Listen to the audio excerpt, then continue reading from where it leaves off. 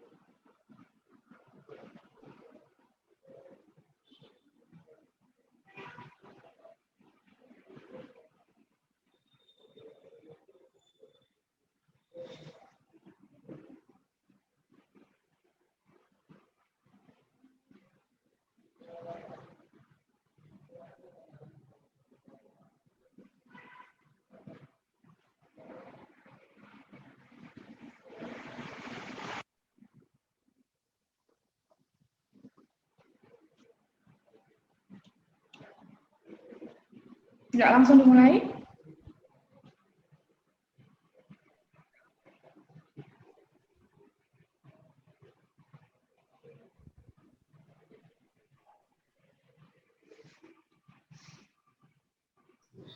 Ya, sebelumnya Assalamualaikum warahmatullahi wabarakatuh.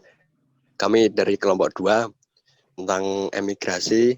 Anggota dari kelompok kami ada Anisatul Mustafidah, Iksanur Hidayat, Irfan Maulana Saki, Sabila Khairunnisa, dan juga Yahya. Langsung saja kita mulai dari yang pertama yang mau membahas yaitu Mbak Sabila.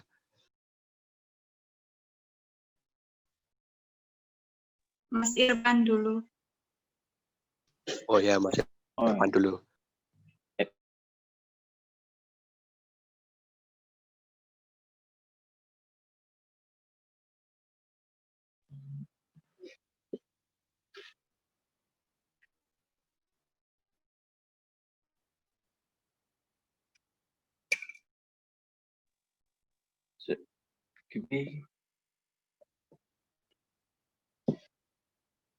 Halo.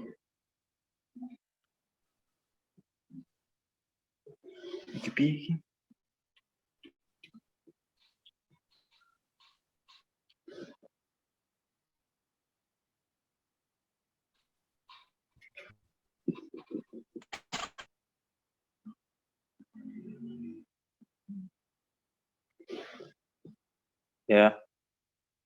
Ada suaranya? Ada. Ada. Suaranya sudah jelas. Okay. Ya. Kelompok 2. Videonya.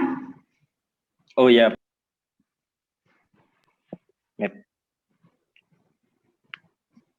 Udah, Bu? Ya. Mana wajahmu nggak kelihatan? Udah kelihatan belum, Bu? Oke. Oh, ganteng ya, Bu. Ya, kelompok 2 akan menjelaskan tentang emigrasi. Emigrasi sendiri adalah tindakan meninggalkan negara asal seseorang atau wilayah untuk menetap di negara lain. Nah, dalam masa kolonial ini, emigrasi adalah migrasi ke daerah luar Jawa. Hanya ditujukan ke daerah-daerah yang dikembangkan oleh Belanda.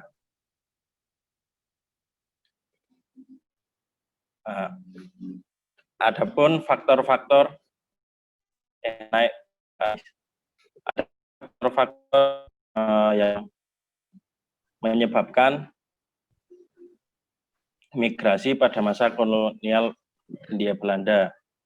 Yang pertama, pertumbuhan penduduk, yang dua, kepadatan penduduk, dan gejala sosial ekonomi, yang ketiga, diferensiasi kerja.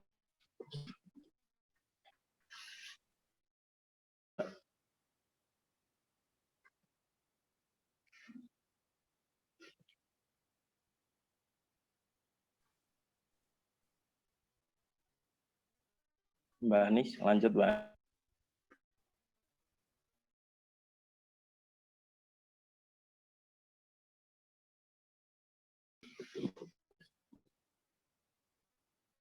Ya, pertumbuhan penduduk yaitu Satu, pertumbuhan penduduk di Jawa sangat cepat karena penduduknya banyak. Yang kedua, di luar Jawa seperti Sumatera, pertumbuhan penduduk relatif lambat bila Lampung yang dipindahkan ada 155 keluarga. Dan saat pindah di sana, setiap keluarga mendapatkan bantuan total 750 gulden. Selain itu, mereka juga mendapatkan 0,7 hektar sawah dan 0,3 hektar tegalan dan pekarangan. Selanjutnya, pada tahun 1905 sampai 1911, 4 berhasil dipindahkan ke daerah kolonisasi. Dan percobaan migrasi ini 1927. 1930 hingga 1941. Pemerintah memperketat persyaratan kolonisasi karena di situ ada beberapa faktor, karena ada bangkrutnya Bank Lampung apa gitu, bangkrut sehingga pemerintah Belanda itu tidak bisa sepenuhnya membiayai itu orang yang pindah ke daerah. 1932 kolonisasi dimulai lagi dengan sistem bawan atau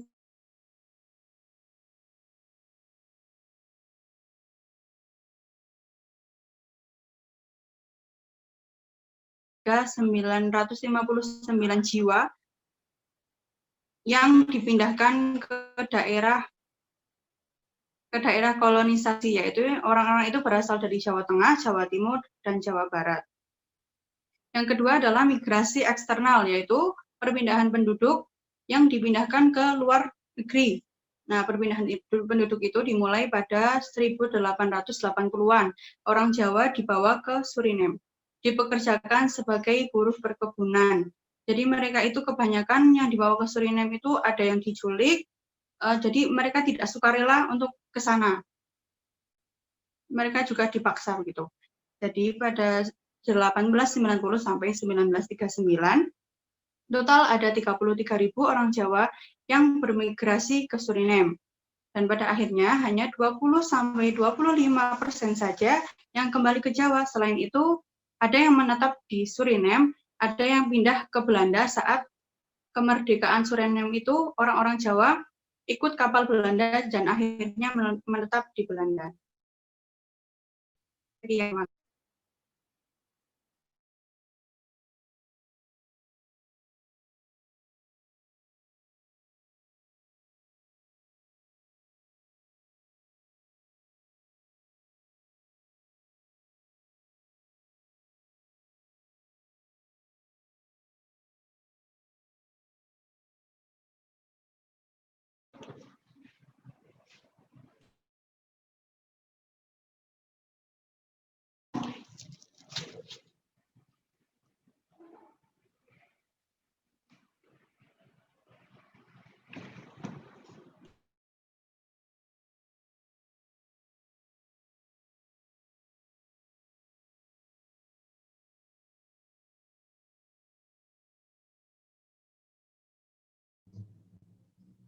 Suaranya kok nggak ada ya?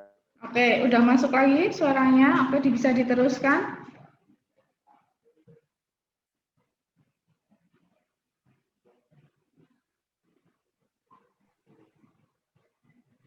Ya, bisa diteruskan Gimana, lagi. Bu?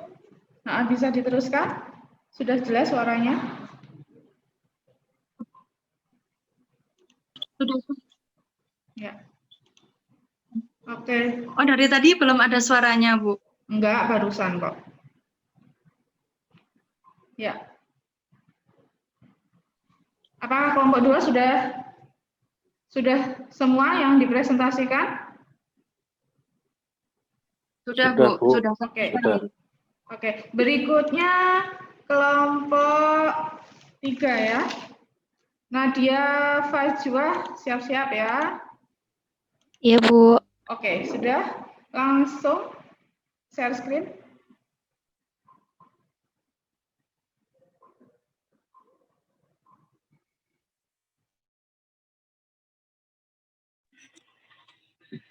Assalamualaikum warahmatullahi wabarakatuh. Kami dari kelompok 3 akan mempresentasikan tentang masalah edukasi. Kelompok ini terdiri dari Nadia Fajwa, Nafisah Ayu, Henry Yusairi, Habibur Riza, dan Taniatun. Yang pertama akan mempresentasikan yaitu Henry Yusairi, dipersilakan.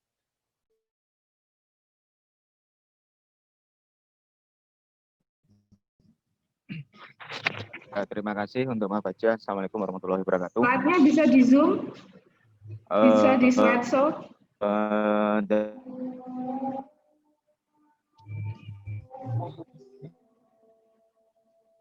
Nadia, slide-nya bisa di zoom. Oh ya. Ya, sip.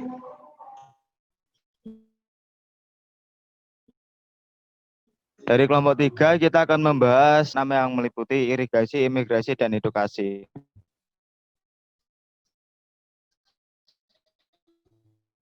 Ya, yang tentang trias politika tadi juga sudah dibahas. Jadi kita fokus di edukasi. Nah, pengembangan ajaran dan pendidikan. Pelaksanaan program ini membuat pendidikan yang selama ini hanya menjangkau masyarakat bangsawan. Sekarang juga diberikan kepada masyarakat golongan lain. Nah, itu pada saat masa kolonial. Nah, setelah adanya trias politika tadi, maka edukasi atau pendidikan itu disamaratakan. Nah, setelah dilaksanakannya politik etis sebagai salah satu kebijakan pemerintah Hindia Belanda, banyak lembaga pendidikan mulai berdiri. Namun, ternyata diskriminasi rasial itu menjadi salah satu hambatan masuk sekolah. Sistem pendidikan juga disesuaikan, rata-ratanya itu dipecah jadi Eropa, Timur Asing, dan Bumi Putra itu masih diwarnai oleh status keturunan yang terdiri dari kelompok bangsawan, kaum priai, dan rakyat jelata. Nah, mungkin untuk masalah selanjutnya bisa diteruskan oleh Mas Riza. Ya, langsung saja. Berkaitan dengan hal tersebut di atas, maka struktur pendidikan terdiri dari pendidikan dasar yang di dalamnya adalah contohnya IELTS, European Reger School, dan HIS Hollands Inland School untuk keturunan Indonesia asli yang berada pada golongan atas. Sedangkan untuk golongan Indonesia asli dari kelas bawah disediakan sekolah kelas 2. Dalam pendidikan tingkat menengah ada HBS, Hoger Burger School, MULO, Utrecht Onderwijs, AMS, Algemene Middelbare School. Di samping itu juga ada beberapa sekolah kejuruan atau keguruan seperti Week School dan Normal School. Untuk pendidikan tinggi, ada pendidikan tinggi teknik, Koninklijk Instituut Hoger Technisch Onderwijs in Nederlands Indie, Sekolah Tinggi Hukum, Rechtschool, dan Sekolah Tinggi Kedokteran yang berkembang sejak dari Sekolah Dokter Jawa, Stovia, NIAS, dan GHS, Geneeskundige Hogeschool. Pendidikan kesehatan kedokteran tersebut di atas yang sejak 2 Januari 1849 semua lahir sebagai Sekolah Dokter Jawa. Kemudian pada tahun 1875 diubah menjadi Ahli Kesehatan Bumi Putra, Innes Geneeskundige. Dalam perkembangan pada tahun 1902 menjadi Dokter Bumi Putra, Inles R. Sekolah ini diberi nama Stovia School tot Opening Van Indische Artsen, yang kemudian pada tahun 1913 diubah menjadi NIAS, Netherlands Indische Artsen School. Program pendidikan akhirnya menghasilkan tenaga administrasi yang terampil dan murah.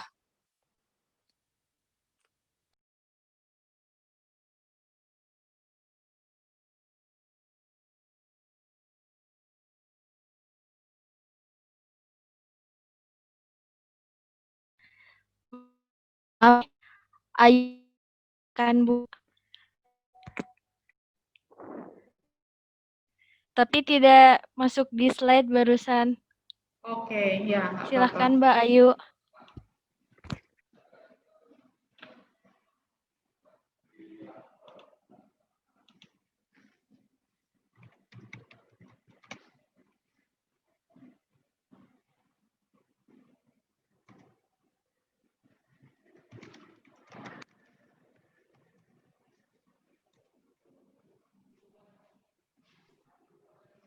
Oke, Mbak Ayu, mana Mbak Ayu? Halo Bu, Ya, iya Bu. Baik, saya akan melanjutkan sedikit tentang pengaruh program edukasi terutama terhadap kebangkitan nasional. Program edukasi pemerintah kolonial Belanda dalam mendirikan sekolah-sekolah bagi anak-anak pribumi merupakan langkah awal dalam perjuangan pemuda di Indonesia. Meskipun sebagian besar yang diperbolehkan sekolah adalah anak-anak dari para bangsawan pribumi atau elit pribumi, namun kemudian para anak bangsawan itu muncul sebagai kaum intelek yang memikirkan bangsanya yang tertindas. Para pemuda lulusan sekolah-sekolah tinggi kehakiman, kedokteran, dan teknik kemudian berperan dalam perjuangan para pemuda Indonesia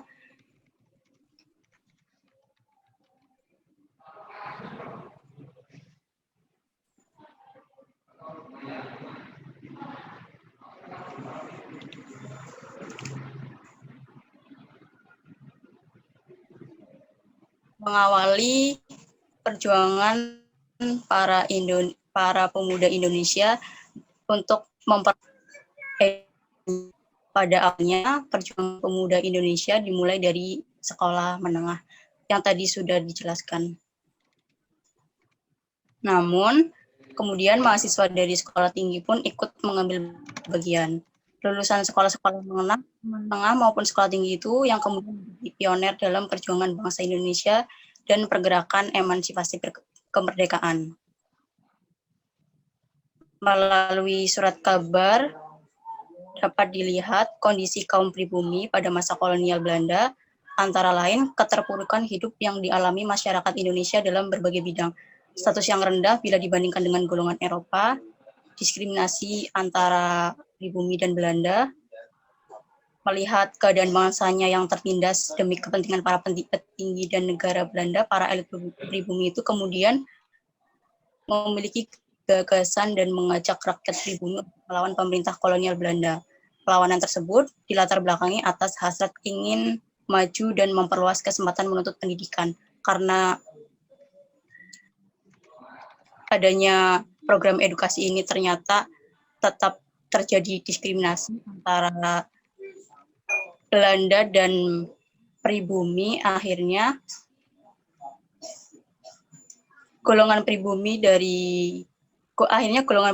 itu melakukan perlawanan, membentuk organisasi-organisasi pergerakan seperti Budi Utomo, Serikat Islam, dan Indis Partai. Begitu, Bu.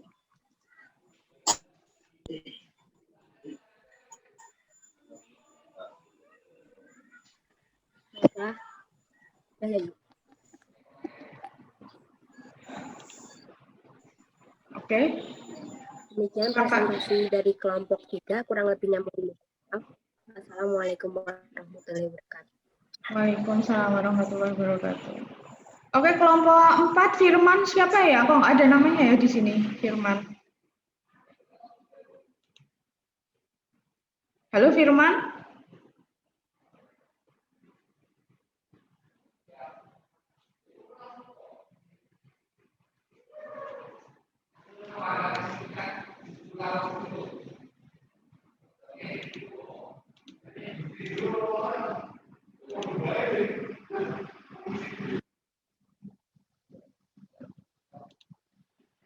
Oke, saya tunggu kelompok 4 nggak ada respon, langsung saja saya lompati kelompoknya Nikmatun. Nikmat bisa di share screen langsung. Oke. Saya, Bu. Nikmatun, langsung kelompok 5 aja dulu ya, kelompok 4 habis ini ya. Saya yang kelompok 4. Oh, mau Nilam? Tapi di sini masih adzan, Bu, jadi nggak kedengeran. Oke, Nikmatul dulu aja ya, kelompok 5 dulu ya. Oke, Iya. Nikma bisa share screen. Berarti nanti moderator share screen-nya Nilam. Gimana, Bu? Kelompok 4 yang share screen Nilam. Aduh.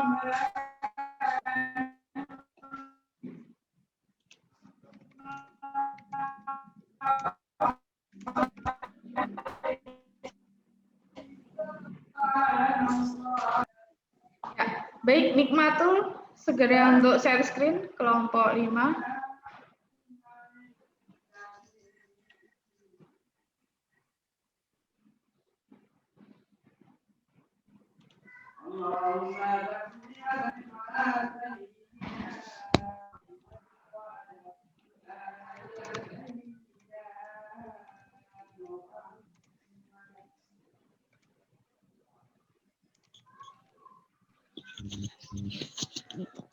Baik, Assalamualaikum warahmatullahi wabarakatuh. Bismillahirrahmanirrahim, lanjut ke kelompok 5 ya. Di sini kita akan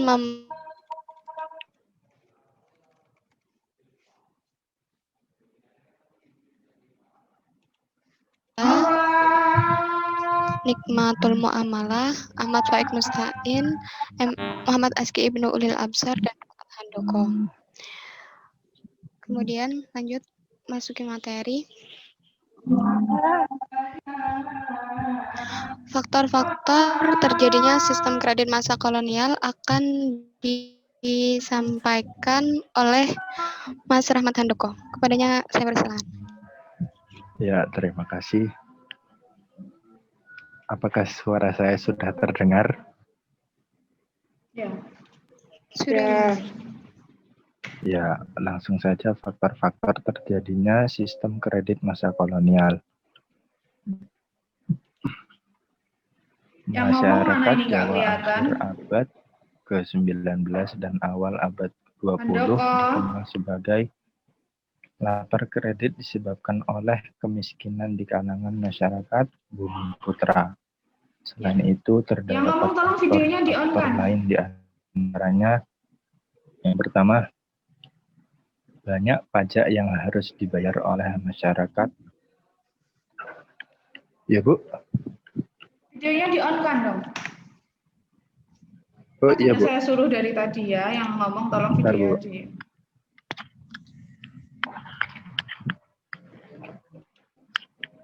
Oke. Ya. Pertama, banyak pajak yang harus dibayar oleh masyarakat Bumi Putra kepada pemerintah Belanda. Ini siapa? Ahmad Di antara pajak-pajaknya yaitu pajak kumplang atau sewa tanah, pundutan atau taker tenun. Yang kedua, adanya kewajiban penduduk untuk membayar pajak dalam bentuk uang.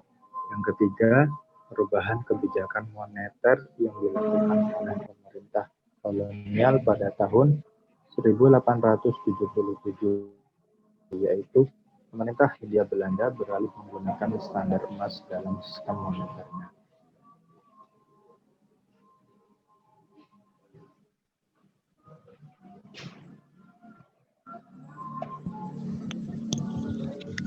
Kemudian sistem tradisional Indonesia akan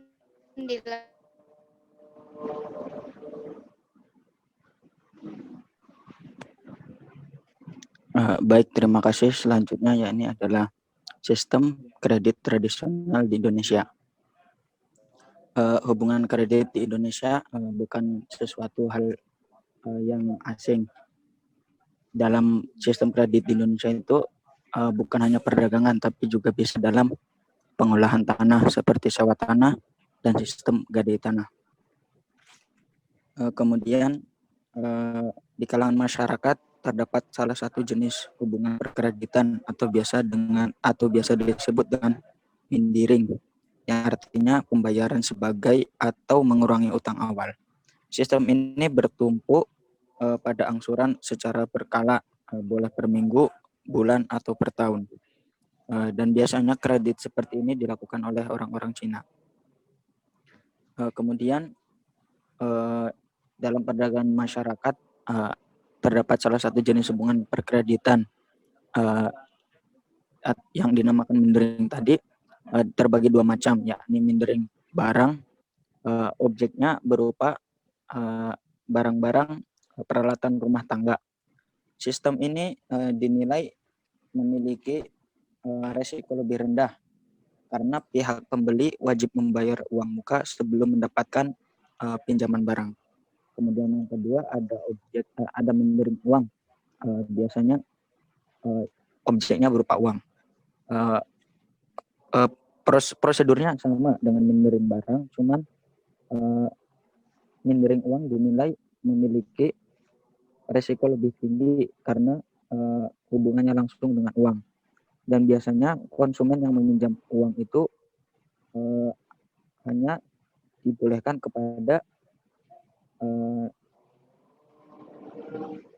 kepada orang-orang yang meminjam dengan jumlah kecil, seperti petani dan sebagainya. Terima kasih.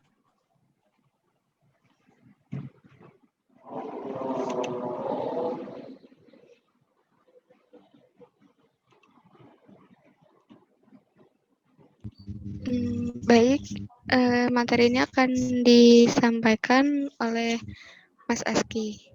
Kepadanya saya persilahkan.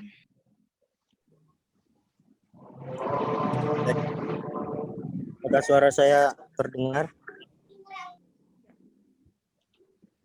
Cek. Ya, sudah jelas suaranya. Oke.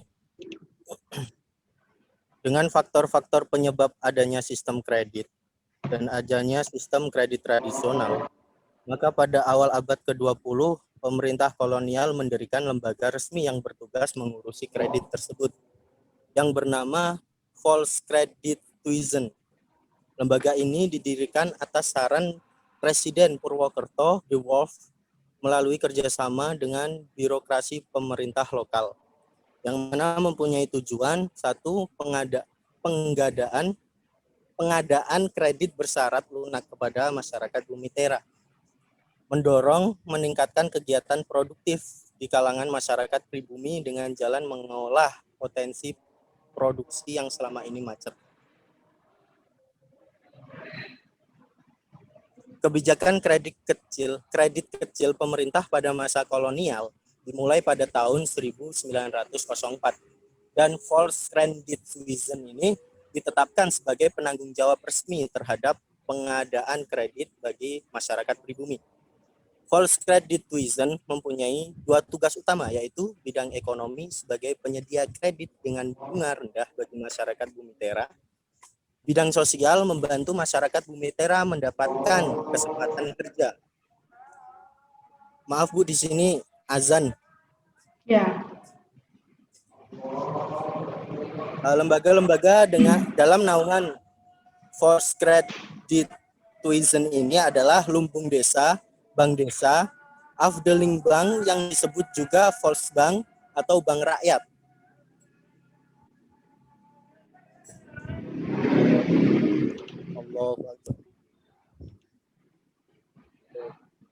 Baik, sekian presentasi dari kami. Kurang lebihnya kami sampaikan terima kasih. Baik, langsung saja kelompok 7.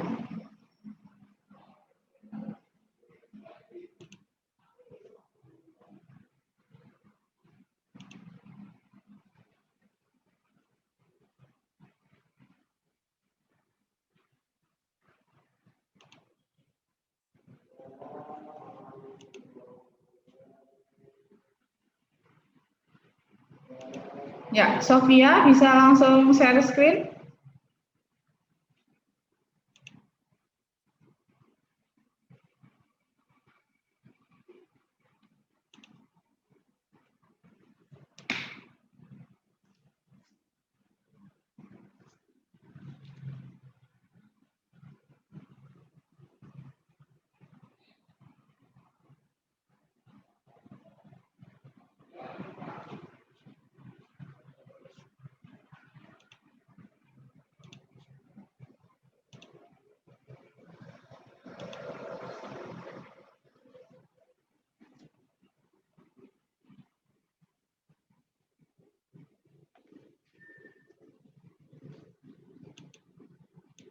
Oke.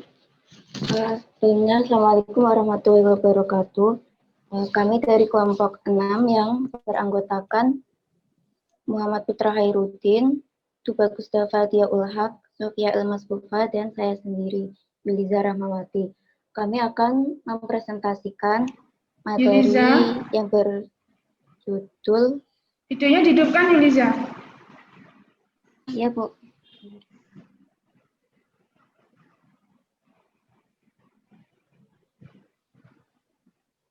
Oke.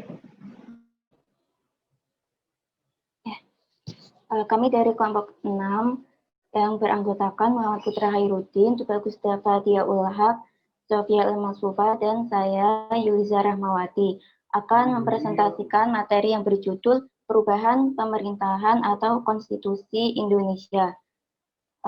Dan materi yang pertama akan disampaikan oleh Mas Putra. Silahkan.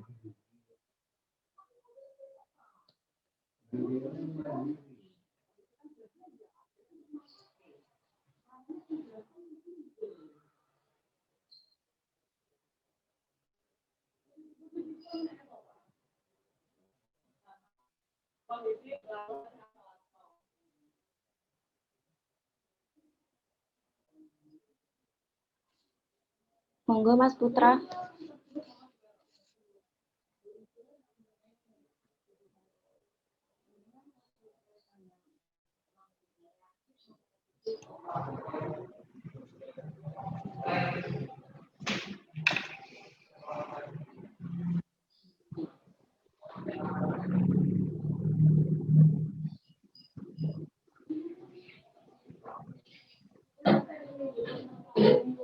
Halo Putra, mana ini Putra?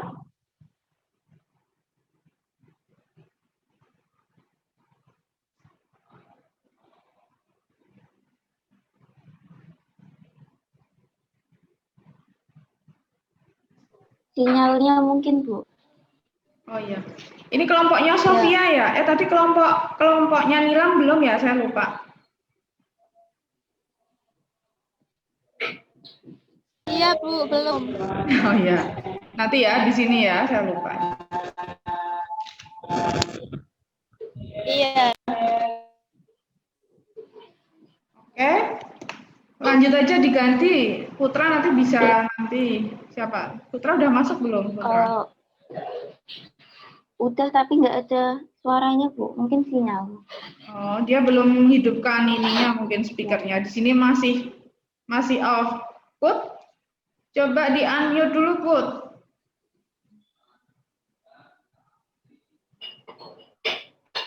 Kadang ini lupa nggak dibuka speakernya ngomong. Oke, lanjut lagi. Yuliza atau siapa yang akan melanjutkan? Silakan lanjut gantikan oleh Mas Tubagus Deva. Ya.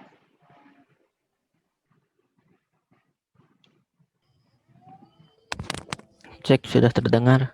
Ya, suaranya jelas, tapi videonya belum hidup. Ya.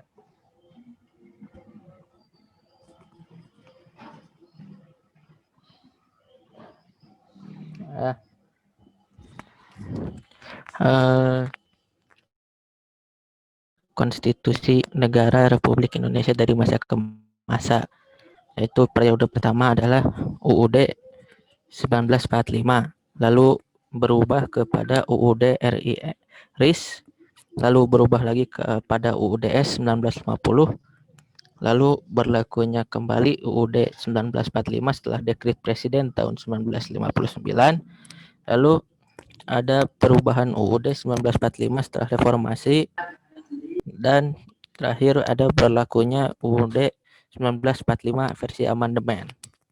Ya, kita masuk ke periode pertama. Periode 18 Agustus 1945 sampai 27 Desember 1949, yaitu pada masa berlakunya UUD 1945.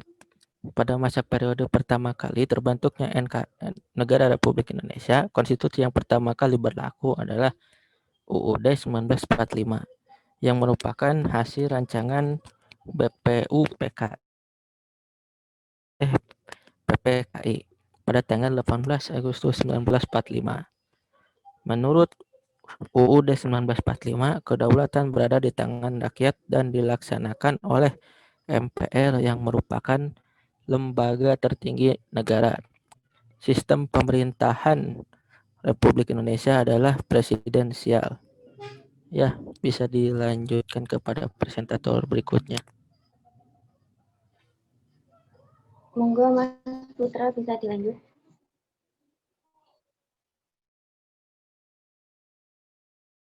Ya, selanjutnya di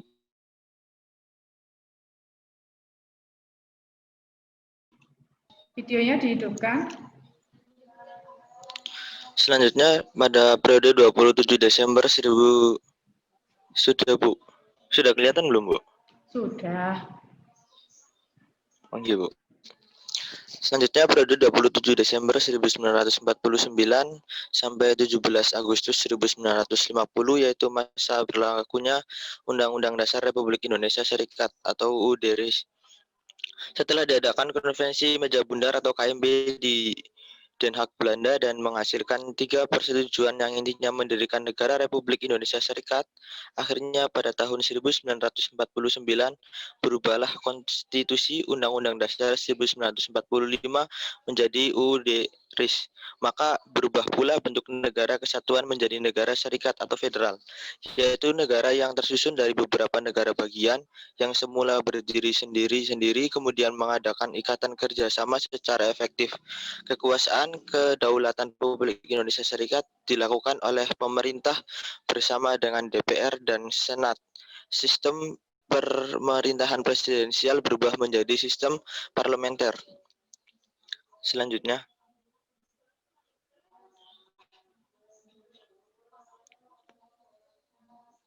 kemudian yang ketiga, periode 17 Agustus 1950 sampai 5 Juli 1959,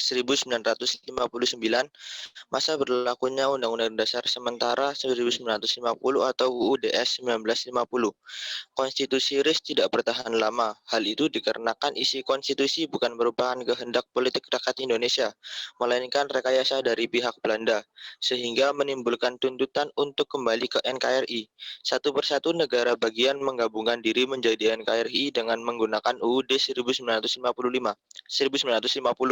Bentuk negara pada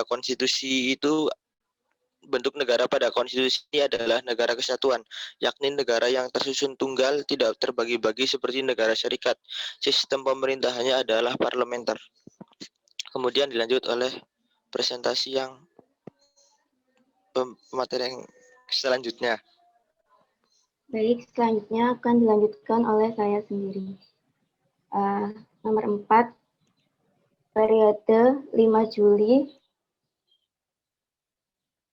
1959 sampai 19 Oktober 1999, yakni masa berlakunya kembali Undang-Undang Dasar 1945. Pada periode ini, Undang-Undang Dasar kembali dengan dasar dikeluarkannya Dekret Presiden pada tanggal 5 Juli 1959. Berlakunya kembali UUD 1945 berarti merubah sistem ketatanegaraan. Presiden yang sebelumnya hanya sebagai kepala negara, kemudian berfungsi sebagai kepala pemerintahan, dibantu para menteri kabinet yang bertanggung jawab kepada presiden. Sistem pemerintahan yang sebelumnya parlementer berubah menjadi sistem presidensial. Yang kelima, periode 19 Oktober 1999 sampai 10 Agustus 2002, yakni masa berlakunya pelaksanaan perubahan Undang-Undang Dasar 1945 sebagai implementasi tuntutan reformasi pada tahun 1998, yakni dengan melakukan perubahan terhadap UUD 1945 sebagai dasar negara Republik Indonesia, sehingga nilai-nilai dan prinsip-prinsip NKRI nampak diterapkan dengan baik. Pada periode ini, Undang-Undang Dasar 1945 mengalami perubahan hingga 4 kali yang diselenggarakan pada tahun 1999 hingga 2002. Baik, yang selanjutnya akan dibacakan oleh Mbak Sofi. Silakan. Baik, yang keenam, periode 10 Agustus 2002 sampai sekarang. Masa berlakunya Undang Dasar 1445 setelah mengalami perubahan. Setelah mengalami perubahan hingga 4 kali, akhirnya Undang-Undang Dasar 1945 menjadi dasar negara Republik Indonesia yang fundamental dalam menjalankan kehidupan berbangsa dan bernegara. Tentu saja, kehidupan berdemokrasi lebih terjamin karena perubahan UUD 1945 dilakukan dengan cara hati-hati dan tidak tergesa-gesa seperti yang dilakukan BPUPKI pada saat merancang UUD pada masa awal kemerdekaan. Sistem pemerintahannya adalah demokrasi, yakni dari rakyat, oleh rakyat, dan untuk rakyat. Mungkin sekian. Baik, cukup sekian presentasi dari kami. Terima kasih.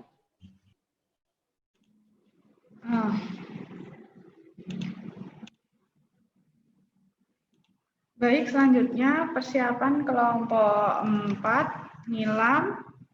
Jangan lupa kalau bicara di Zoom, untuk etisnya dihidupkan ya videonya. Baik, Nilam bisa dimulai.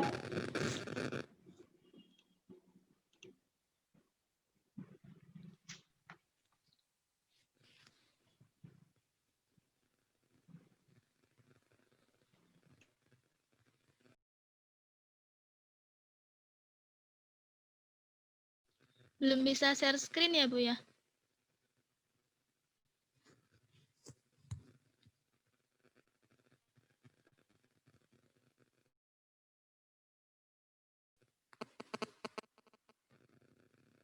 Gimana Lam, bisa share screen nggak? Kalau dari sinyalnya dari sinyal sama gambarnya cukup jelas nih Lam. Masalahnya apa? Host disable participant screen sharing. Sudah jadi host loh Nilam. Oh iya kan, Bu. Nilam sudah jadi host. Ya, dibuka dulu filenya, terus baru share screen. Pakai laptop atau pakai HP? Pakai laptop. Oke, kalau pakai laptop lebih cepat malah. Dibuka filenya, terus baru share screen.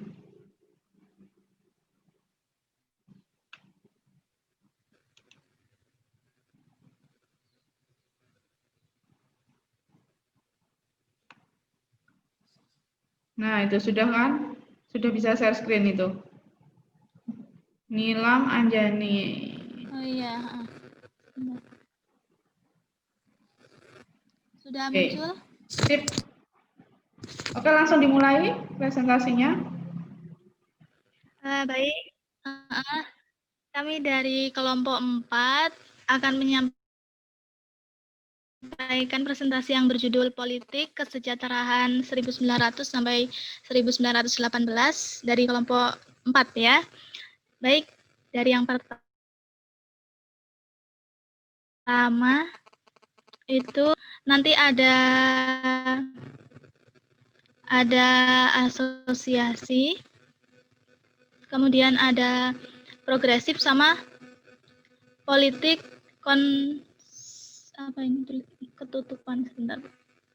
konservatif. Nah, yang pertama politik asosiasi akan dijelaskan oleh Mbak Okta. Silakan kepada Mbak Okta. Baik, terima kasih. Politik asosiasi yaitu politik yang bertujuan untuk menghilangkan jurang antara penjajah dengan rakyat jajahan dengan cara melenyapkan kebudayaan dan menggantinya dengan kebudayaan penjajah. Adapun tujuan politik asosiasi yang pertama, mengerus kekuatan Islam sebagai doktrin politik. Yang kedua, mengharapkan munculnya elit baru yang bersedia bekerja sama dengan Belanda.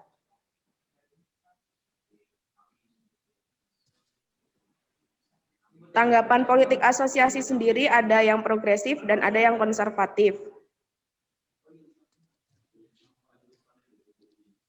Nah, yang progresif itu akan dijelaskan oleh Mbak Uta, lanjut aja. Oke. Tanggapan progresif terhadap politik asosiasi. Dikarenakan sekolah yang didirikan oleh Belanda kebanyakan khusus untuk kaum priai, maka ada yang mendukung penuh perubahan ini karena sadar akan pentingnya pendidikan. Namun perlu dicatat bahwa tidak semua PRAI mendukung perubahan di bidang pendidikan ini. Lanjut Mbak Nilam. Kemudian yang selanjutnya tanggapan konservatif terhadap politik asosiasi yang akan dijelaskan oleh Ilyas. Kepada Ilyas, dipersilahkan. Halo Ilyas, ada? Halo, ada.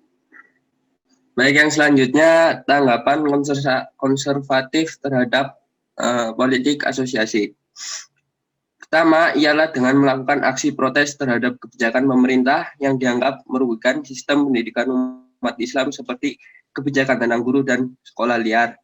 Aksi penolakan terjadi misalnya dalam Kongres Al-Islam pada tanggal 1 sampai 5 Desember tahun 1926 di Kota Bogor.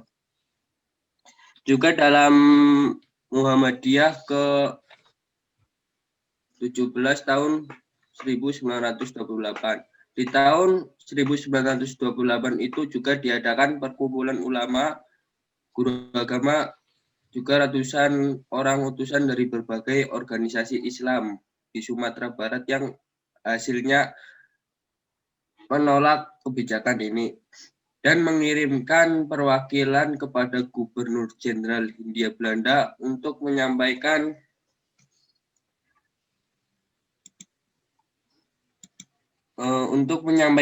aspirasi mereka.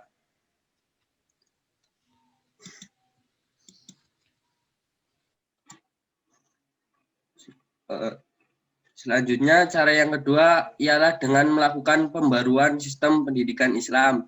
Pembaruan ini tidak lepas dari munculnya sistem pendidikan Barat yang dibawa oleh Belanda. Karenanya, pendidikan Islam yang semula masih tradisional merasa tersingkirkan sebab merasa tertinggal dibandingkan pendidikan Barat yang modern. Maka sebagai siasatnya banyak didirikan lembaga pendidikan.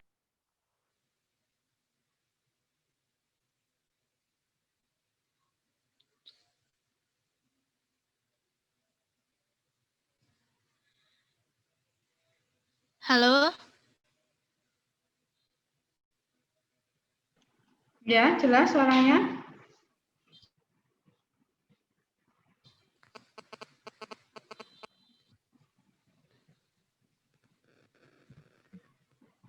Terus siapa Nilam? Bisa dilanjut Firman Nilam.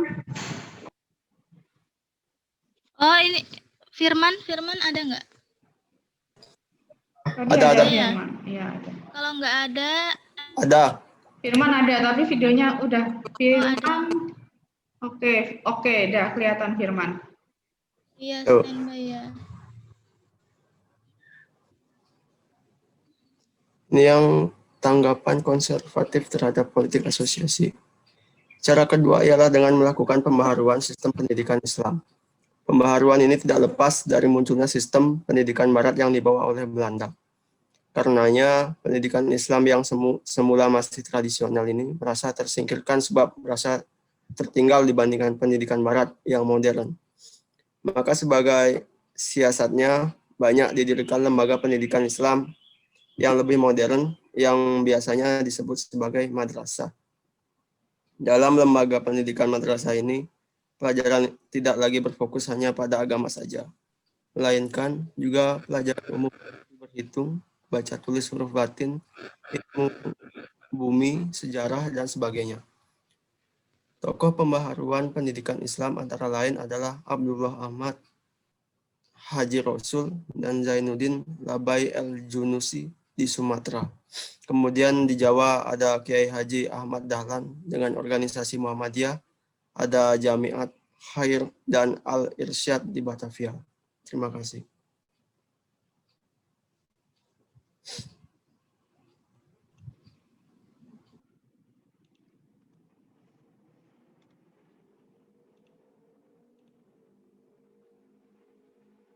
Buka dulu speakernya Nilam. Terus baru ditutup. Lupa, Bu. Ya, itu tadi presentasi dari kelompok kami, dari kelompok 4 mengenai apa tadi? politik kesejahteraan. Selanjutnya saya serahkan kepada Ibu Khairunisa. Kepadanya saya persilahkan. Baik, selanjutnya kelompok 7 ya, kelompoknya amanah. Bagus, ini PowerPoint dari kelompoknya Nilam ya. Variatif. Oke, langsung saja kelompok 7, kelompoknya amanah yang akan di share screen oleh Sofia dari kelompok 6. Enggak apa-apa ya, Sofia ya, dapat amal jariah dari kelompok 7. Yuk. Apa-apa, Bu. Ya, lanjut. Baik, Assalamualaikum warahmatullahi wabarakatuh. Sudah terdengar? Terdengar. Oke, Zikri mulai. Ya. Kami dari kelompok 7 mengenai Undang-Undang Dasar. Kelompok 7 beranggotakan saya sendiri, Dikri Nur, selanjutnya Rimadini, Wahyu Hadi, dan Siti Nur Amanah. Lanjut, Mbak Sofia.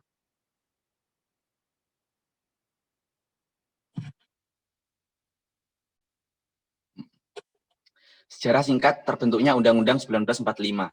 Undang-Undang 1945 dirancang sejak tanggal 29 Mei 1945 sampai 16 Juni 1945 oleh BPUPKI. Beranggotakan 21 orang. Diketahui Insinyur Soekarno sebagai ketua dan Muhammad Hatta sebagai wakil ketua. Kemudian badan ini menetapkan tim khusus yang bertugas untuk menyusun konstitusi bagi Indonesia Merdeka, yang kemudian dikenal dengan nama UUD 1945. Para tokoh perumus tersebut antara lain tim khusus ini terdiri dari perwakilan-perwakilan dari Sumatera, Jawa, dan Sulawesi. Beranggotakan 21 orang, yaitu Rajiman Widyodiningrat, Ki Bagus Hadikusumo, Oto Iskandar Dinata, Pangeran Purboyo, Pangeran Surhamijoyo, Sutarjo Kartomijoyo, Mr. Supomo, Abdul Qadir, Yap Tiwan Bing, Muhammad Amir dari Sumatera, Abdul Abbas dari Sumatera, Ratulangi dan Andi Pangerang dari Sulawesi, Muhammad Latuhahari, Mr. Puja dari Bali, Haminuddin dari Kalimantan, lalu Suroso, setelah itu Abdul Wahid Hashim, dan Muhammad Hasan dari Sumatera.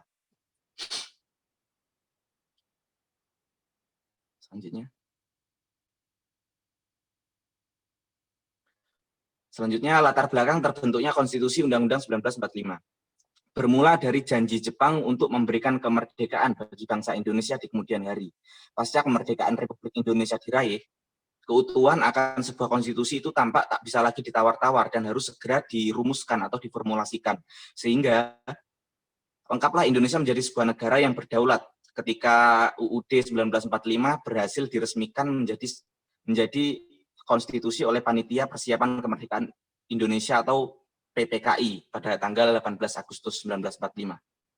Perubahan terhadap UUD 45 dilakukan sebanyak 4 kali melalui mekanisme sidang MPR, yaitu yang pertama sidang umum MPR 99 tanggal 14 sampai 21 Oktober tahun 1999. Yang kedua sidang tahunan MPR 2000 dilaksanakan tanggal 7 sampai 18 Agustus tahun 2000. Selanjutnya sidang tahunan MPR tahun 2001 dilaksanakan tanggal 1 sampai 9 November 2001. Yang keempat, yang terakhir, sidang tahunan MPR 2002 dilaksanakan tanggal 1 sampai 11 Agustus 2002. Selanjutnya, amandemen yang pertama akan disampaikan oleh rekan saya, Wahyu Hadi Maulana. Silakan, Mas Wahyu.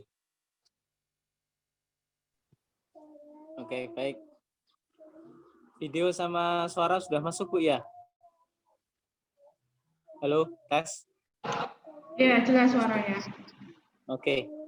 Nah, dalam perjalanannya, UUD itu mengalami amandemen. Adapun amandemen yang pertama itu perubahan pertama terhadap UUD 1945 ditetapkan pada tanggal 19 Oktober 1999.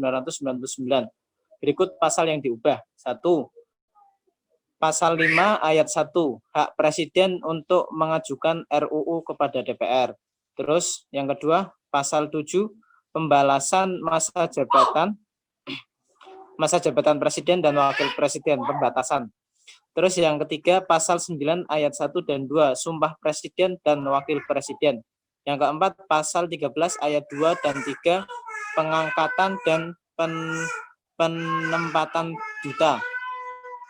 Yang kelima, pasal 14 ayat 1, pemberian gerasi dan rehabilitasi. Yang keenam, pasal 14 ayat 2, pemberian amnesti dari abolisi. Yang ketujuh, pasal 15, pemberian gelar, tanda jasa, dan kehormatan lain. Yang kedelapan, pasal 17 ayat 2 dan 3, pengangkatan menteri. Yang ke-9, pasal 20 ayat 1 sampai 7 DPR. Dan yang ke-10, pasal 21 hak DPR untuk mengajukan RUU. Next.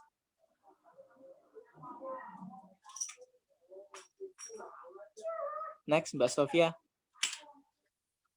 Oke, amandemen kedua. Perubahan kedua ditetapkan pada tanggal 18 Agustus tahun 2000. Berikut bab yang diubah. Bab ke-6, bab ke-7, bab ke-9A, bab ke-10, bab ke-10A, bab ke-12, dan bab ke-15. 1.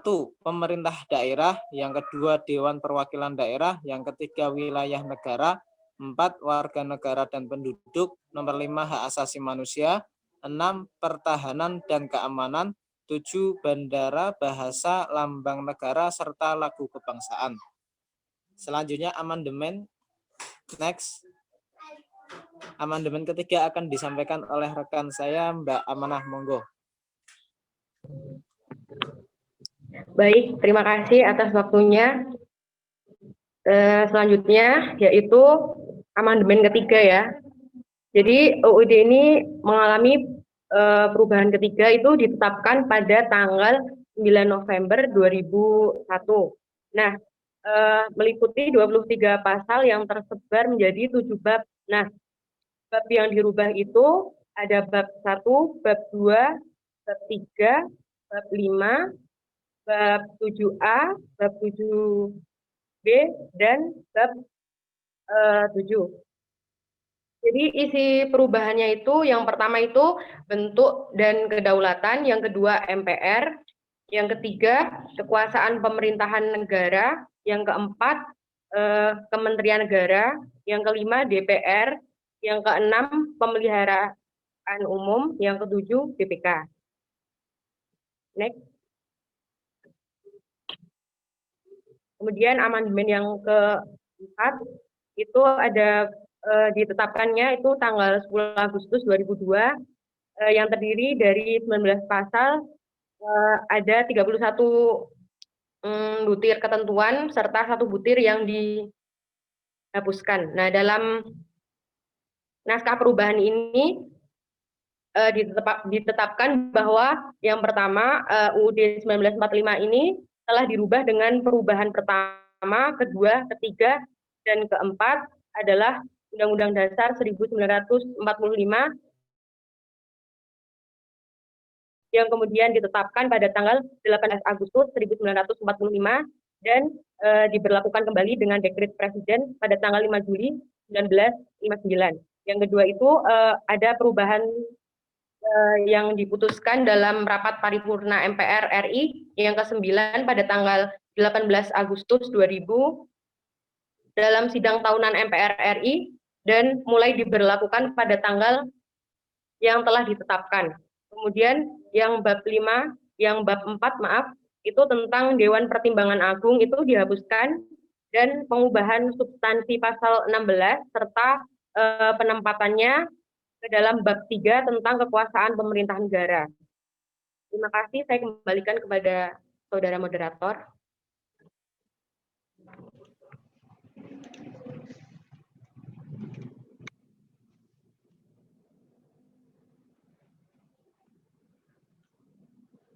Baik, moderatornya siapa ini?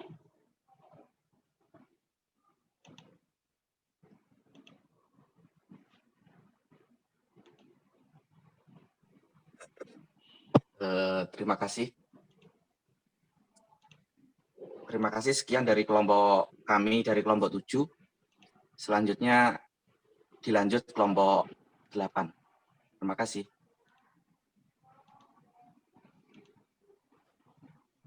Oke, baik, kelompok 7 sudah, tinggal satu kelompok lagi dari kelompoknya Azu ya, kelompok 8. Azu, silakan di share screen.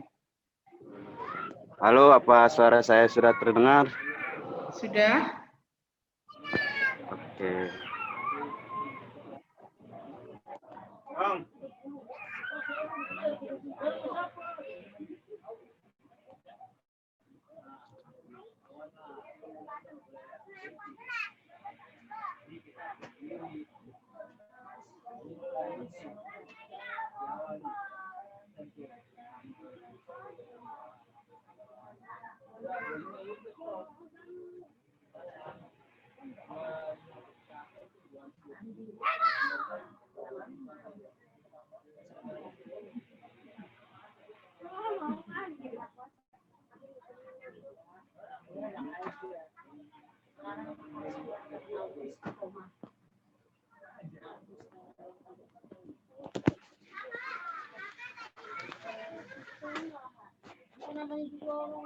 Halo, apa screen-nya sudah ada? Ya, sudah jelas. Ya, silakan moderator, kita mulai.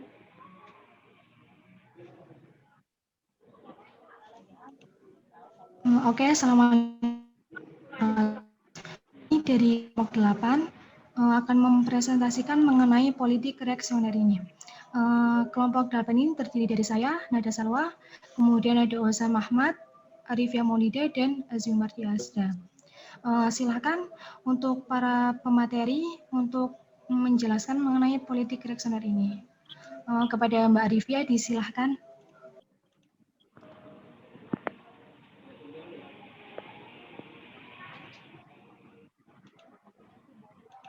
Udah kedengeran belum ya? Sudah. Ya, videonya sudah, Bu? Sudah. Ya, Assalamualaikum warahmatullahi wabarakatuh. Mulai dari pengertian politik reaksioner. Reaksioner adalah sikap politik warga negara yang serba aktif dan reaktif, serta suka menanggapi suatu keadaan. Sikap rakyat selalu mempertanyakan dan banyak menuntut pemerintah. Kemudian untuk latar belakangnya, kegagalan politik etis tampak jelas pada tahun-tahun akhir Perang Dunia Pertama. Dengan timbulnya kelaparan dan kemiskinan di mana-mana, pengaruh perang yang sangat tiba di Asia Timur. Walaupun pengaruh tersebut tidak tetap, tetapi menyebabkan bertambahnya kebebasan dari negara induk. Hal ini sangat jelas terasa dalam pemerintahan dan kehidupan ekonomi. Adanya komunikasi yang tetap telah memberikan kebebasan yang lebih besar kepada gubernur jenderal dalam membuat keputusan dan kebijakan dan menggeser banyak keputusan tingkat atas dari negara induk ke negara jajahan. Kesengsaraan dan kemelaratan terlihat jelas dengan ketidakstabilan ekonomi. Terlebih, rakyat pribumi yang menjadi sasaran eksploitasi harus menerima kenyataan bahwa tak banyak usaha-usaha yang dilakukan pemerintah dalam membantu kehidupan mereka.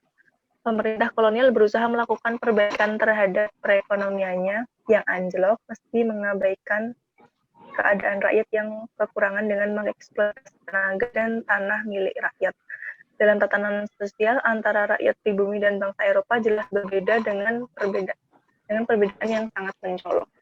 Ini mengakibatkan perbedaan pemberian pelayanan atau penerapan kebijakan antara orang Eropa dengan rakyat pribumi. Hal ini juga menjadi dasar suatu sikap radikal kaum terpelajar dalam menentang kebijakan tersebut. Kemudian dilanjutkan dengan janji Van Limburg. Kembalikan kepada moderator. Oke, terima kasih atas penjelasannya. Silakan untuk pemateri kedua untuk menjelaskan materinya. Silakan kepada Osam Ahmad.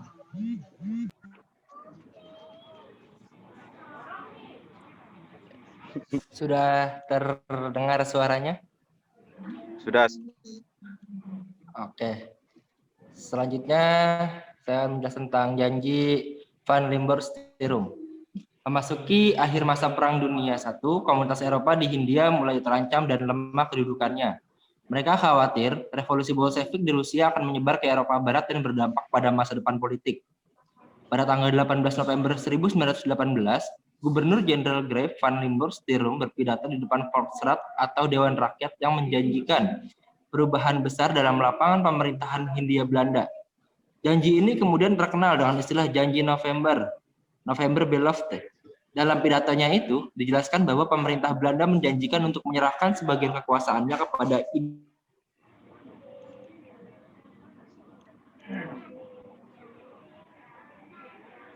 hilang.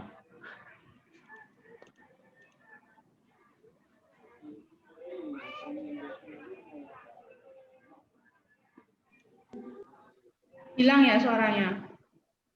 Dalam pidatonya itu dijelaskan bahwa pemerintah Belanda menjanjikan untuk menyerahkan sebagian kekuasaannya kepada India Putra atau pribumi untuk mengurus kepentingannya di Hindia Belanda. Dalam hal ini, Gubernur Jenderal van Limburg-Stirum mengumumkan rangkaian perombakan pada November 1918 dengan tujuan menjanjikan kaum nasional.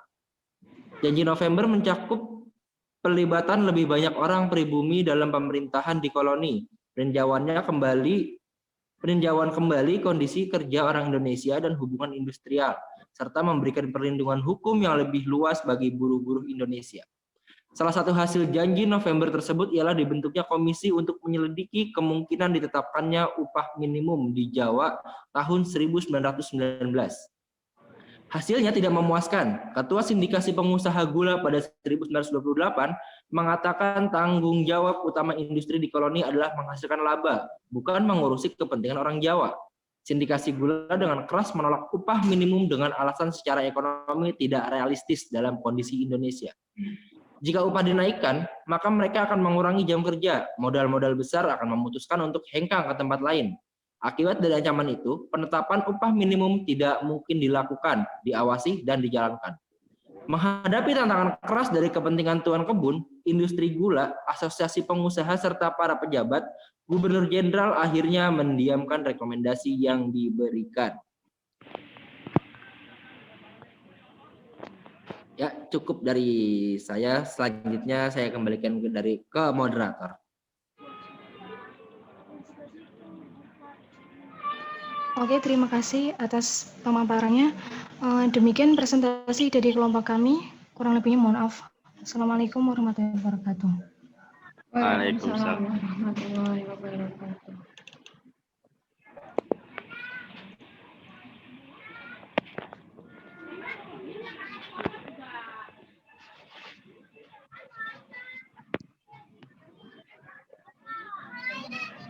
Ya, baik.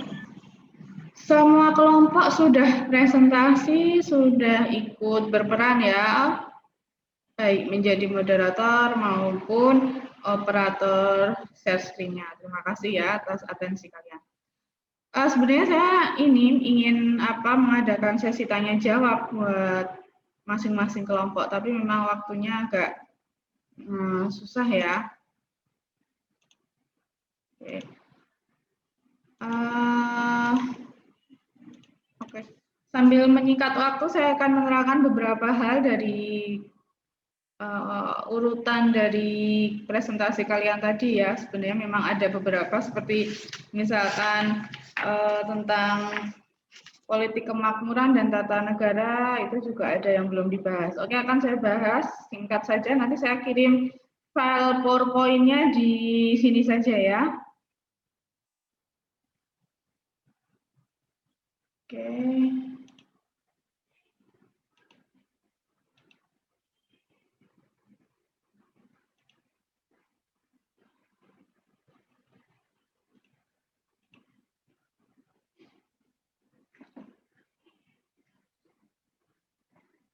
Baik. Sudah jelas ya? Langsung ke selanjutnya, yaitu politik kemakmuran. Oke.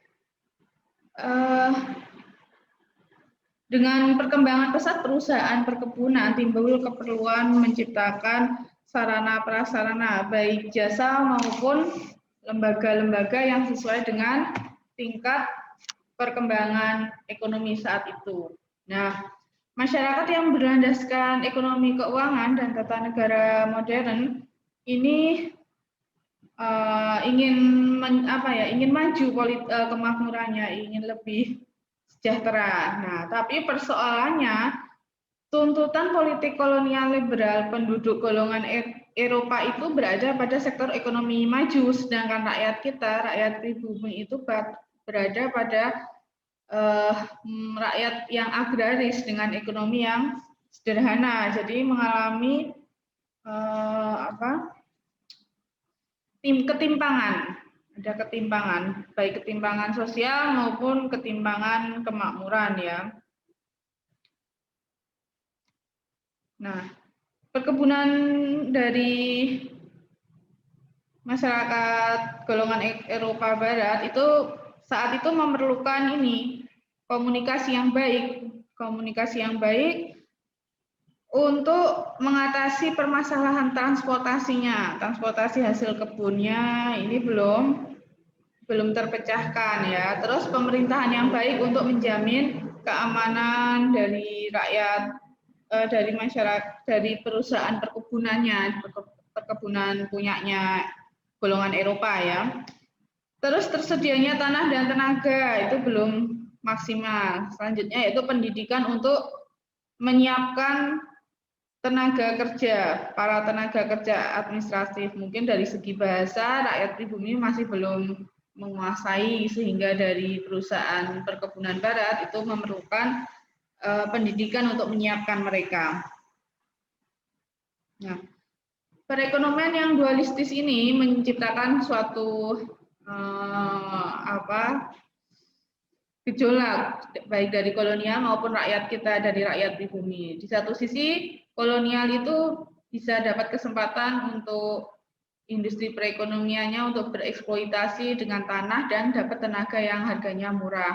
Tapi di satu sisi rakyat itu akhirnya tetap saja kehidupan rakyatnya masih rendah. Hasilnya kesatuan ekonomi pribumi, kesatuan ekonomi rakyat tidak kuat, malah merosot ya kedudukannya. Sebelumnya dari petani malah menjadi pekerja pabrik. Karena apa tadi? Karena dari kolonial menghargai tenaga kita dengan murah. Nah, kondisi hidup rakyat pribumi ini meskipun ada di tengah-tengah kemajuan pesat industri perkebunan, tetapi tidak bisa hidup sejahtera seperti kolonial. Nah, ciri kondisi rakyat pribumi saat itu adalah seperti ini. Makanannya sederhana, pakaiannya cuman itu-itu saja, istilahnya nggak bisa ganti, atau malah saat itu pakainya karung goni, dan rumah mereka tidak kokoh seperti sekarang ya, perumahannya tidak layak, tidak standar, baik segi mungkin belum bisa disemen, sanitasinya juga belum standar kesehatan. Itu ciri kondisi rakyat pribumi pada saat itu. Berbanding terbalik dengan perekonomian kolonial Eropa. Nah, mereka itu padahal tinggal atau hidup di tengah-tengah kemajuan.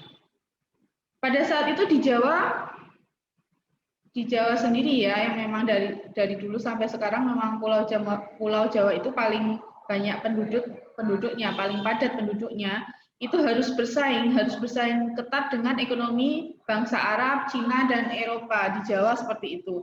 Saat itu seperti kita ketahui kondisinya hampir sama dengan sekarang. Misalkan kalau saya contohkan seperti di Jogja ya, di Malioboro itu, maka ada komplek pecinan ya. Nah, saat itu rakyat Jogja sendiri bahkan ada yang memiliki tanah asli di Malioboro, tapi hanya sedikit. Lebih banyak yang menguasai adalah bangsa Arab, Cina, dan Eropa, terutama Cina kalau di Malioboro, makanya ada komplek pecinan itu. Dan berlangsung sampai sekarang ya, walaupun memang beberapa daerah di Malioboro sudah diminta oleh pemerintahan Indonesia, pemerintah Jogja. Nah, di luar Jawa jumlah penduduk yang tidak begitu padat akhirnya juga tidak terlalu banyak pesaingnya. Artinya bangsa Arab, Cina, dan Eropa tidak begitu prioritas, tidak begitu menempati kepemilikannya di luar Jawa, sehingga rakyat di luar Jawa, pribumi di luar Jawa masih mudah mengambil bagian. Bagian apa? Bagian untuk bersaing, entah bisnis, entah berdagang itu tadi, jualan. Nah, penetrasi ekonomi ini ternyata belum berhasil untuk rakyat kita, untuk rakyat pribumi. Sehingga usul diadakannya gerakan koperasi dengan bantuan pemerintah. Nah, koperasi ini ditujukan buat siapa? Buat rakyatnya sendiri. Tetapi tetap saja beberapa masalah banyak yang timbul dari rakyat kita, seperti masalah penduduk ini ya tidak merata ya, baik di Jawa maupun Sumatera, walaupun di luar Jawa. Irigasi, jadi masih ada rakyat kita yang bertani, juga ada sistem riba, seperti tadi ada mendring ya, dengan bunga yang besar. Terus sistemnya masih sistem kredit, juga timbul masalah kesehatan, masalah candu, pemadatan, ini maksudnya pemadatan penduduk, dan masalah perburuan. Jadi timbulnya kelompok-kelompok buruh itu semakin meningkat. Oke, selanjutnya untuk mengganti jadi Tata Negara 1925. Perubahan UUD, tapi belum UUD 45, perubahan Undang-Undang Dasar mengharuskan perubahan besar dalam Konstitusi Hindia Belanda. Ya. Tahun 1819 didirikan Mahkamah Agung atau disebut juga saat itu Hooggerechtshof tahun 1948. Mahkamah Agung ini mendapat kekuasaan dalam mengawasi pengadilan di Jawa, dan tahun 1869 berdasarkan keputusan Raja, pegawai pamong praja dibebaskan dari pengadilan pribumi. Jadi masa pamong praja itu tetap kena hukuman dari pengadilan pribumi saat itu, tapi setelah tahun 1869 akhirnya dibebaskan dari hukum pengadilan pribumi. Ya. Banyak istilah-istilah Belanda ya, tapi di prodi SKI ada ya mata kuliah ini bahasa Belanda, ada nggak ini? Ada, Bu. Ada ya. Apa nama mata kuliah bahasa Belanda? Kajian sumber kolonial. Kajian sumber kolonial. Oke, sih sudah. Makanya tadi waktu saya dengarkan presentasi dari kalian sudah lancar banget ya bahasa Belandanya ya. Ada di semester berapa toh? Semester ini, Bu. Semester ini. Semester 3. Ya. Oke, pantesan. Memang berarti saling berkesinambungan ya. Oke, lanjut. Ya. Oke, masih kaitannya dengan Tata Negara 1925. Waktu itu ini Fogg ini nama orang tahun 1922 itu punya ide usulan menciptakan Regeling Reglement, ya istilahnya undang-undang dasar. Nah, kemudian dari ide Fogg ini De Graaf menaikkan idenya dan diterima oleh Staten General sebagai konstitusi atau Staatsingwetting pada tahun 1925. Tetapi ternyata usul dari De Graaf ini mengenai Regeling Reglement banyak mengalami penolakan, baik dari nasionalis maupun Belanda, yang akhirnya dibentuk panitia untuk merumuskan sistem politik, karena sistem dari De Graaf ini banyak mengalami pro kontra ya. Maka dibentuk panitia dengan ketuanya Oppenheim, dengan masing-masing anggotanya seperti yang Anda lihat di slide ya. Mereka mempunyai expert atau keahlian di bidang hukum, seperti Trenches yang ahli hukum konstitusi, Vollenhoven di bidang hukum adat, dan Snob di bidang hukum Islam. Ya. Dalam kesimpulan laporan mereka, dalam laporan ini yang menentang usul dari Graaf, mereka melancarkan kecaman terhadap usul resmi dari panitia perubahan yang hanya mementingkan perubahan undang-undang dan bukan menyerahkan pemerintahan. Selanjutnya pada tahun 1928 timbul gerakan outvoting atau pendewasaan, aliran pembaruan dalam pemerintahan, pendewasaan pamong praja pribumi. Ya, mungkin kalau istilah sekarang sentralisasi ya, pendewasaan itu otonomi sendiri. Nah, dasar politik outvoting ini ialah prinsip protektorat yang membiarkan penduduk pribumi ada di bawah pimpinan kepalanya sendiri ya, seperti sentralisasi ya yang saya sampaikan tadi, baik yang diakui maupun diangkat oleh pemerintah Hindia Belanda. Tapi saat itu istilahnya bukan sentralisasi tapi outvoting atau gerakan pendewasaan ya, gerakan pembaharuan pendewasaan.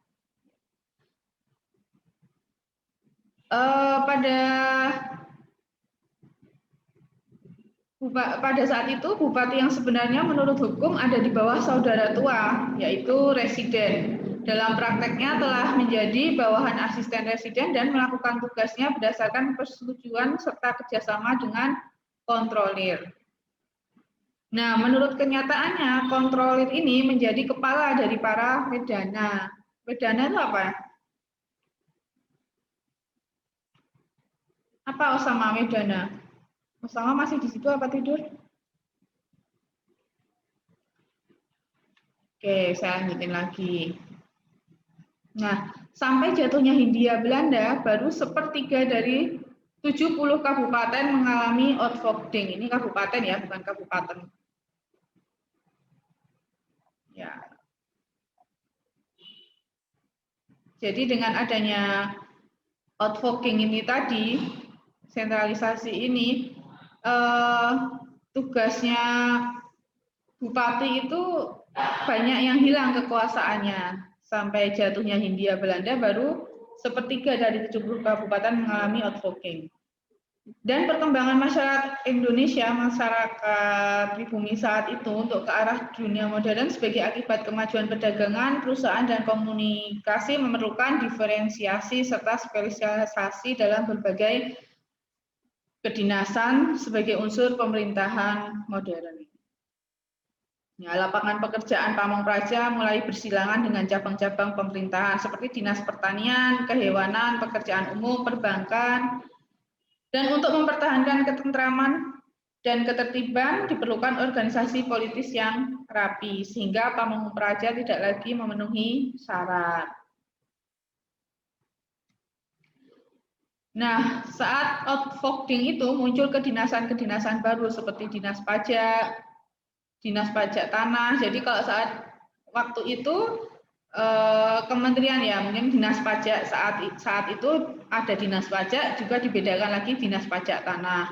Lalu ada dinas koperasi dan kredit rakyat dan dinas kesehatan, itu muncul seperti itu.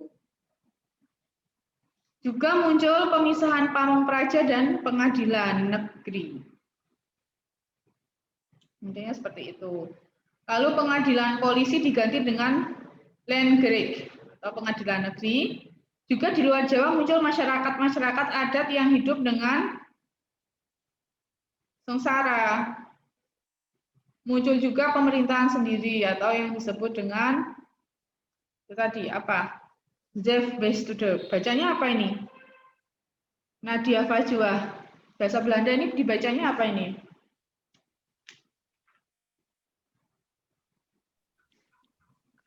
Kurang tahu, Bu. Oh, kan udah belajar bahasa Belanda. Bacanya apa ini? Zelfbestuur? Landschappen. Oh, Landschappen. Oh iya ya, SCH-nya dibaca seperti huruf H ya, H atau H, Landschappen. Terus waktu itu juga kegagalan Gubernur Maluku pada tahun 1926 mengalami kegagalan. Nah, baru tahun 1936 diciptakannya masyarakat kelompok atau yang disebut Grootgemeenschap sebagai unit administratif dihidupkan kembali. Kesatuan yang lama yang sepenuhnya ada di bawah kekuasaan pamong praja Belanda. Ya. Seluruh Jawa dan Madura ada di bawah pengadilan gubernemen, terkecuali Surakarta dan Yogyakarta. Ya memang waktu itu karena Surakarta dan Yogyakarta ada ini ya, kesultanan ya, jadi mungkin agak pengadilan gubernur memang belum bisa menguasai beberapa daerah yang terdapat pemerintahan kesultanan. Tapi di luar Jawa 3/4 dari Sumatera sudah dikuasai, setengahnya dari Kalimantan juga sudah, Bali, Lombok, Nusa Tenggara sudah seluruhnya, dan 7/8 dari Sulawesi sudah dikuasai. Seram dan Ternate juga sudah seluruhnya. Pulau Seram ada di mana ya?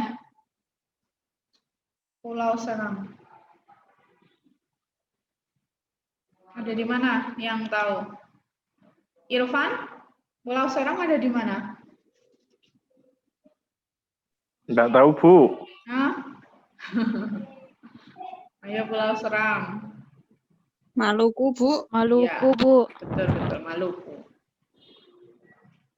Oke, di Pulau Maluku. Ya, kaitannya dengan ini tadi ya, masyarakat kelompok, muncul juga pemerintahan sendiri, terus kegagalannya ini. Kaitannya dengan kegagalan Gubernur Maluku tahun 1926, barulah pada tahun 1938 diadakan 3 provinsi atas Ellen Gewes, yaitu Sumatera, Borneo, dan Timur Besar, dengan ibu kotanya masing-masing. Sumatera itu ibu kotanya Medan saat itu, Borneo yang saat ini adalah Kalimantan, belum pembagian wilayahnya belum ada Kalimantan Barat, Kalimantan Selatan belum ada. Borneo itu ibu kotanya saat itu adalah Banjarmasin, dan Timur Besar, maksudnya Timur Besar adalah Makassar dengan ujung pandang ya kalau sekarang ya. Nah, Timur Besar, ingat-ingat ya, Timur Besar adalah Makassar. Kadang hal-hal sepele kayak gini kalau kita nggak gitu cermat bisa keluar di soal-soal ini ya, soal CPNS biasanya kayak gitu tuh. Jadi waktu saya dulu ikut tes CPNS, kadang soal-soal kayak gini nih yang waktu kita kuliah, waktu kita ada di pelajaran SMA muncul tanpa kita tanpa kita pedulikan ya, hal-hal kecil seperti ini. Biasanya memang harus perlu pemahaman, jadi nggak cuma dihafalkan. Sambil disesuaikan dengan keadaan sekarang. Misalkan kalau sekarang Kalimantan, berarti dulu sebutannya adalah Borneo. Kalau dulu Sumatera, ibu kotanya adalah Medan.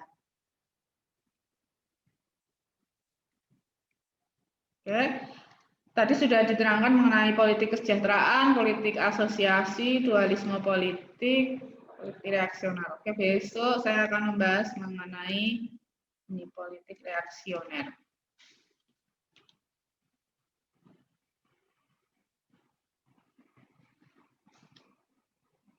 Oke, akan saya kirim di sini ya PowerPoint-nya. Ada yang enggak, ada yang keluar masuk ya di sini, di Zoom.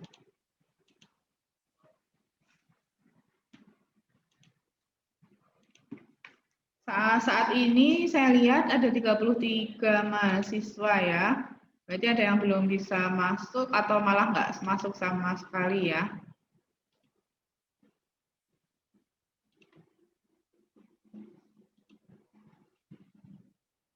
Oke.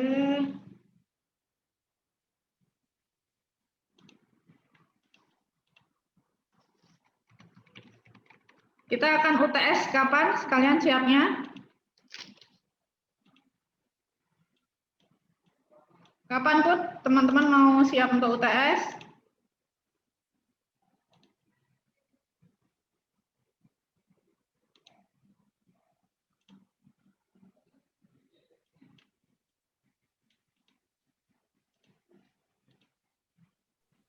Kok nggak ada yang jawab? Apa udah siap Gimana, semua? Bu?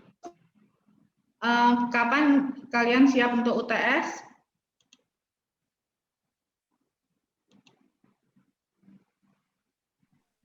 Kapan, Bu? Ya kapan? Jadwalnya kan minggu depan. Kalian siapnya mau sesuai jadwal atau terserah?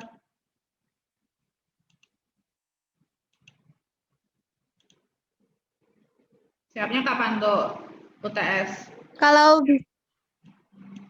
bisa jangan minggu depan, Bu. Soalnya kan banyak UTS juga. Nah, kapan maunya?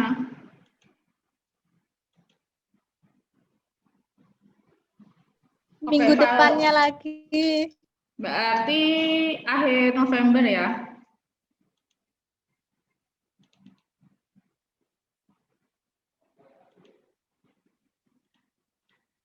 Akhir November sudah siap untuk UTS?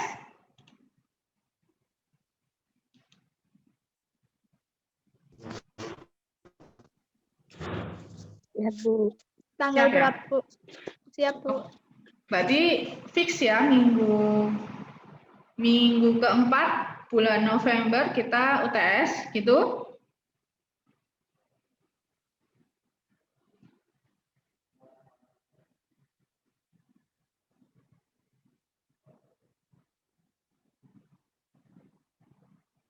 Oke, apakah file yang saya kirim PowerPoint tadi sudah bisa Anda lihat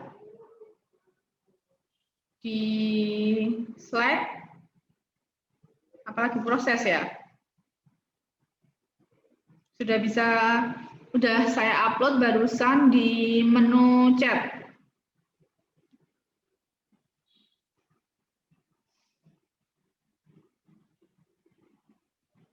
Ya. Apakah bisa terlihat filenya?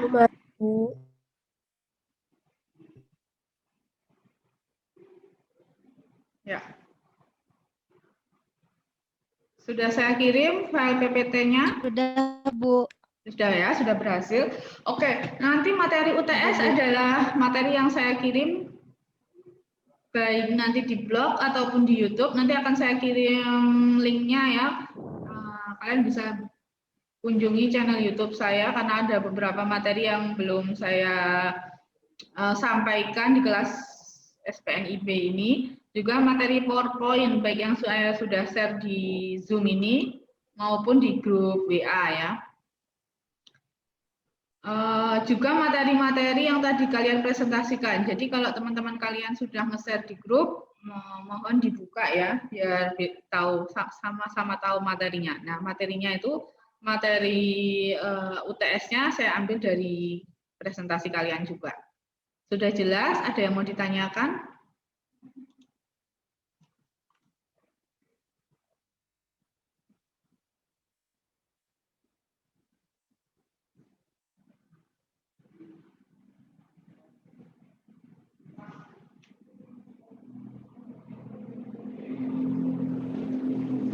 Ada yang mau ditanyakan?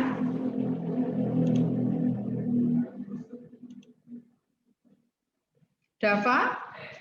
UTS-nya Bu, apa pakai Word, Bu? Oh, enggak. UTS-nya enggak pakai Word. Nanti kalian maunya pakai apa? Yang jelas saya enggak akan menyuruh kalian untuk resume atau lewat Google Form, itu enggak.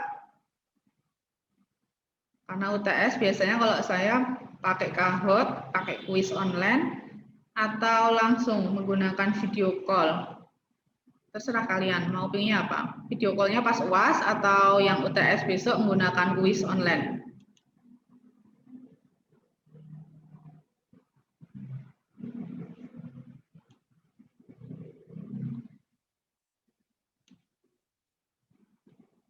Ya, nanti didiskusikan ya di grup WA kalian saja. Mau bentuk UTS-nya apa? Kalau bentuk Google Form atau mengumpulkan tugas, saya biasanya itu hanya untuk tugas individu atau tugas kelompok, tapi bukan untuk poin penilaian UTS atau UAS. Ya, mungkin itu saja materi kuliah kita pada hari ini. Terima kasih untuk presentasi kalian yang sangat ya sesuai dengan ekspektasi saya bahwa anak SPI itu memang spesial ya, baik spesial materinya, orangnya, presentasinya juga menarik. Terima kasih. Ada kurang dan lebihnya saya mohon maaf. Billahi taufik wal hidayah. Wassalamualaikum warahmatullahi wabarakatuh.